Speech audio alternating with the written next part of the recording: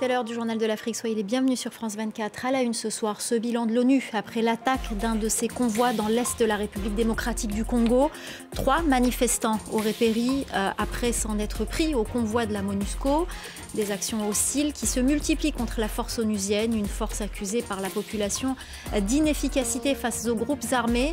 Les autorités congolaises, quant à elles, parlent de 8 civils tués. Nous serons à Kinshasa dans ce journal. Nouvelle tension entre Alger et Paris. L'ambassadeur d'Algérie en France a été rappelé pour consultation. Les autorités algériennes accusent la France d'avoir exfiltré une militante franco-algérienne frappée d'une interdiction de quitter le territoire algérien à partir de Tunis. Nous serons à Alger dans ce journal. Et puis à la fin de cette édition, nous vous parlerons de l'histoire d'un mercenaire ivoirien recruté par le groupe paramilitaire russe Wagner. Son image a été utilisée comme outil de propagande russe. Les observateurs de France 24 ont enquêté. Nous en parlerons avec un membre de l'équipe dans un instant. 3 manifestants auraient été tués alors qu'ils s'en prenaient à un convoi de la MONUSCO, la force de maintien de la paix de l'ONU dans l'est de la République démocratique du Congo. Ces actions hostiles se multiplient. La population de l'Est du pays, victime de nombreuses violences, accuse la force onusienne d'inefficacité face aux groupes armés, principalement le M23 qui avance autour de la ville de Goma. La correspondance à Kinshasa de Pascal Moulegua avec les images de Justin Kaboum. Pour l'instant, il est difficile de savoir qui a réellement ouvert le feu sur des civils, même si la société civile charge sans détour les casques bleus. Ce que l'on sait est que les convois de la MONUSCO revenant de la cité de Kiwanja sous contrôle des rebelles du M23 a été stoppé par des habitants et des déplacés de Kanyaruchinya au nord de la ville de Goma.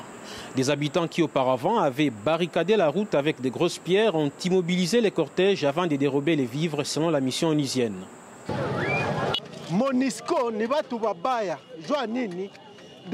Nous n'avons pas confiance en la MONUSCO. Pour nous, ce sont de mauvaises personnes. 20 ans après, la guerre est toujours là. Ils ne font absolument rien. Nous souffrons. Nous demandons au gouvernement de les chasser. La MONUSCO est la force régionale. Nous-mêmes, nous allons nous prendre en charge.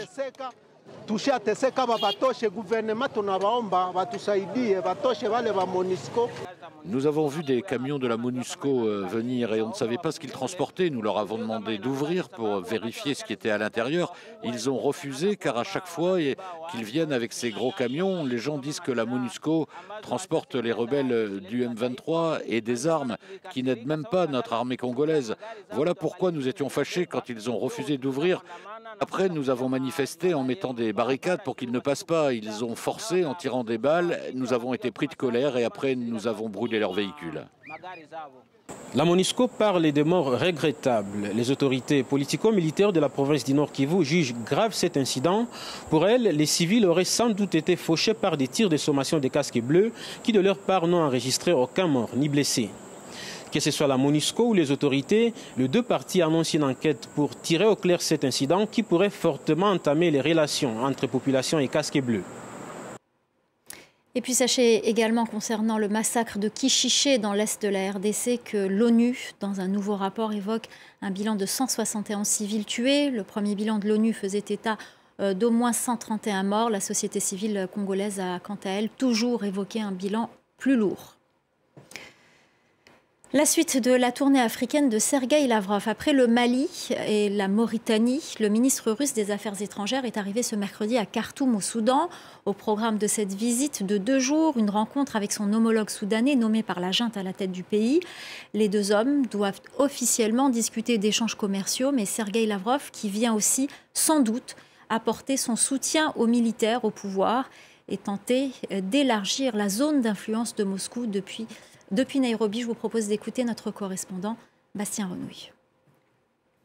La visite de Sergueï Lavrov à Khartoum a lieu en même temps que celle de 6 envoyés américains et européens chargés de rencontrer les responsables de la junte au pouvoir depuis le coup d'État d'octobre 2021 et chargés aussi de rencontrer les représentants des partis politiques civils. Leur objectif, c'est de pousser pour la mise en place des accords qui devraient entraîner la création d'une démocratie au Soudan, démocratie à laquelle sont conditionnées les aides au développement qui représentent des milliards de dollars.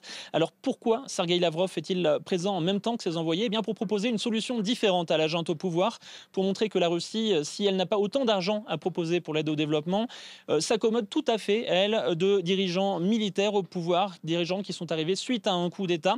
C'était déjà le cas sous le régime d'Omar el-Béchir. Sergueï Lavrov avait visité Khartoum en 2014 et depuis, eh bien, les relations sont de plus en plus importantes. Le général Hemeti, le numéro 2 du régime, s'est rendu à Moscou en février 2022 alors que la guerre en Ukraine s'intensifiait et que l'invasion totale du pays commençait.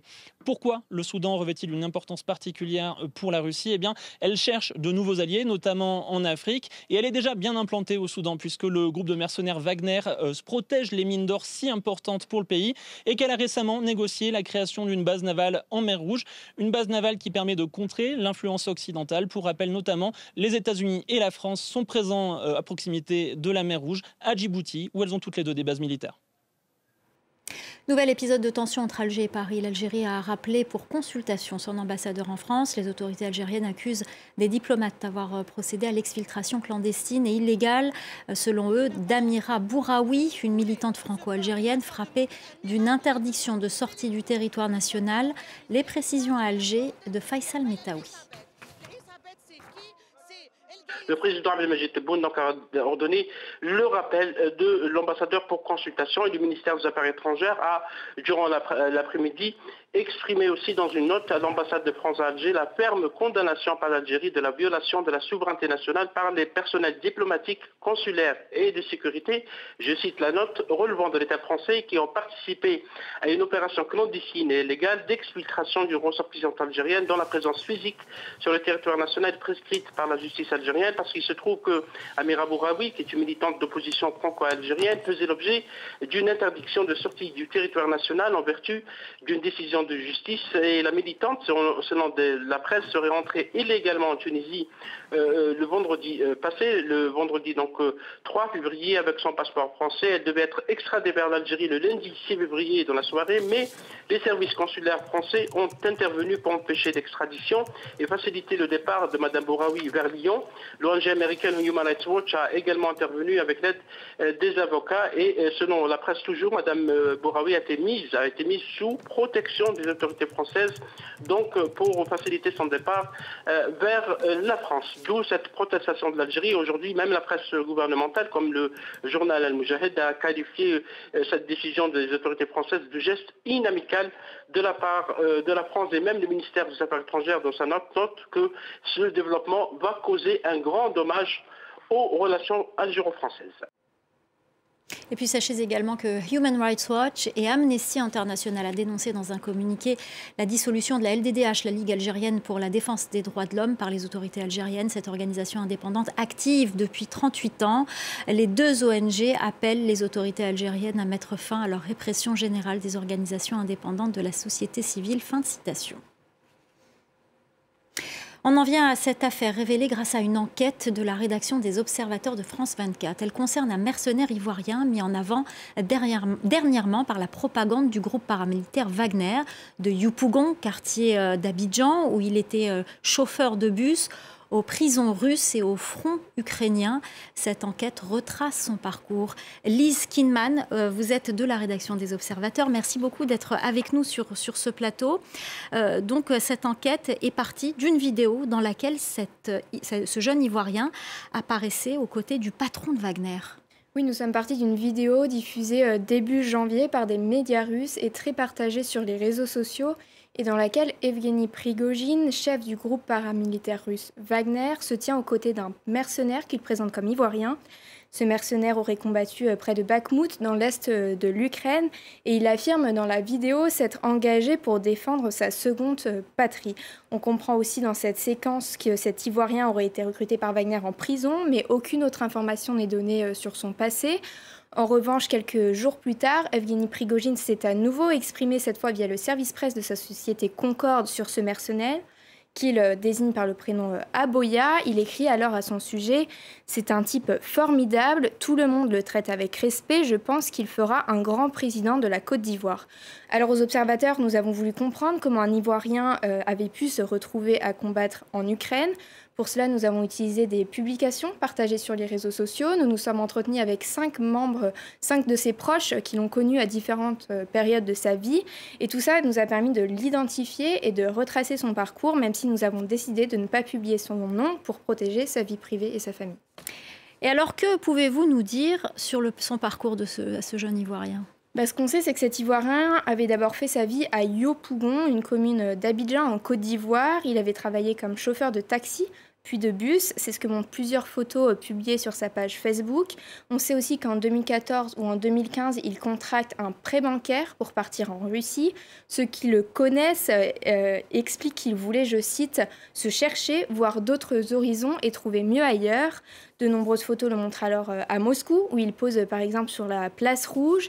Il y aurait d'abord travaillé comme chauffeur de taxi, mais d'après un proche qu'il a connu à ce moment-là, il se serait aussi lancé dans le trafic de drogue et c'est ce qui l'aurait mené en prison. Il a donc été arrêté en août 2017. Il apparaît à ce moment-là dans une vidéo publiée par la police de Moscou, dans laquelle on apprend que 100 grammes de marijuana auraient été retrouvés lors de sa fouille. Il aurait donc été condamné, aurait purgé sa peine dans une colonie pénitentiaire à 600 km à l'est de Moscou. Et c'est là qu'il aurait été recruté par Wagner dans la nuit du 20 au 21 septembre. Mais de nombreuses incertitudes persistent. On ne sait rien, par exemple, du contrat qu'il aurait signé avec Wagner, ni de la récompense qui lui aurait été promise. On ne sait pas non plus dans quelle mesure il s'est engagé de son plein gré. Mais quel est l'objectif pour le patron de Wagner de s'afficher aux côtés de ce mercenaire ivoirien ? Bien, selon les chercheurs que nous avons interrogés, cette stratégie a plusieurs objectifs. Premièrement, c'est une manière pour Prigojine de réaffirmer sa stratégie de recrutement en prison, d'inciter des prisonniers à le rejoindre. Il faut savoir qu'aujourd'hui, ces prisonniers représenteraient 40 000 des 50 000 membres de Wagner déployés en Ukraine, selon le Conseil de sécurité nationale américain. Ensuite, c'est une façon de montrer que la Russie n'est pas isolée, qu'elle dispose d'alliés. Et puis ce n'est probablement pas un hasard. Si Prigojine a choisi un mercenaire ivoirien, la propagande de Wagner cherche assez clairement à toucher la population africaine. C'est ce que montre ce dessin animé de propagande attribué au groupe paramilitaire, dans lequel on voit des membres de Wagner apporter leur soutien à des soldats maliens, burkinabés et ivoiriens qui combattent les troupes françaises. Et parmi ces soldats africains, on retrouverait justement notre mercenaire arborant le drapeau de la Côte d'Ivoire et ce même prénom Aboya. En fait, dans cette vidéo notamment, le groupe Wagner présente la Côte d'Ivoire comme l'une de leurs prochaines cibles et la mise en avant de cet Ivoirien pourrait donc être un moyen de mettre la pression sur les autorités ivoiriennes. Merci beaucoup Lise Kinman pour toutes ces précisions et cette enquête évidemment est à retrouver sur le site de France 24, rubrique Les Observateurs. Merci à vous de nous avoir suivis, restez avec nous, l'info continue sur France 24.